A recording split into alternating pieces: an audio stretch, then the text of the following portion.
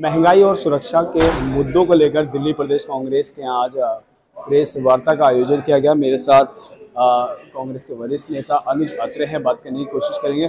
अनुज जी, चुनाव चल रहा है तो कहीं ऐसा तो नहीं कि मीडिया को, लोगों को उत्साहित करने के लिए ये प्रेस का आयोजन किया गया? नहीं, देखिए, ये जनता को केवल राजनीति करने के लिए नहीं प्रेस कॉन्फ्रेंस, ये जनता के मुद्दे जी, सरकार का जो चेहरा बेनकाब करने के लिए किया कि किस तरह से इन्होंने जो वायदे किए थे 10 साल पहले कि बहुत हुआ महिलाओं पे अत्याचार, अब की बार भाजपा की सरकार और इनके शासन में महिलाओं पे अत्याचार इन्हीं के ही नेता ने करे हैं।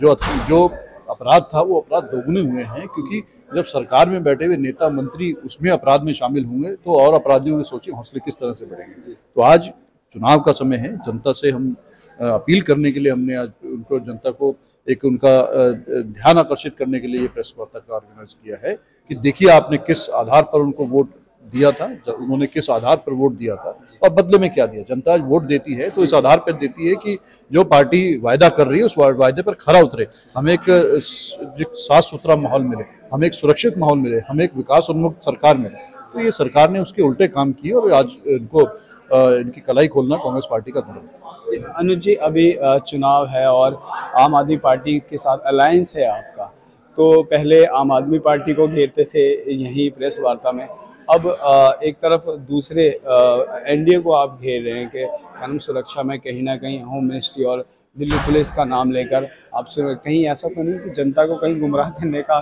मामला फिट हो रहा हो? देखिए, आपने बिल्कुल ठीक बोला।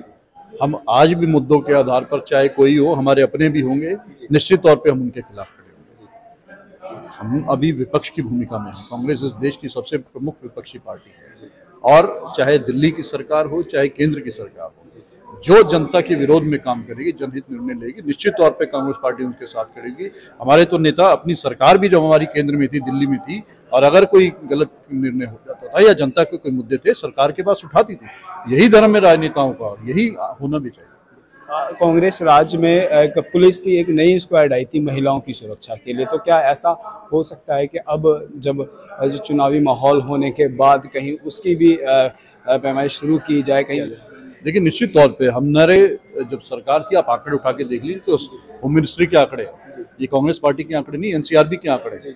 2014 से पहले जब कांग्रेस की सरकार थी, आप देखिए उस समय अपराध कितना कम था और आज इनके बाद कितना अपराध दिल्ली में बढ़ गया। देश की राजधानी में ये हाल है तो देश के अन्य प्रदेशों में क्या हाल है? फिलहाल ये हमारे साथ अनुज अत्रे थे, जो कि महंगाई के मुद्दे पर और दिल्ली की सुरक्षा के मुद्दे पर बात कर रहे थे अभी कुछ ही देर।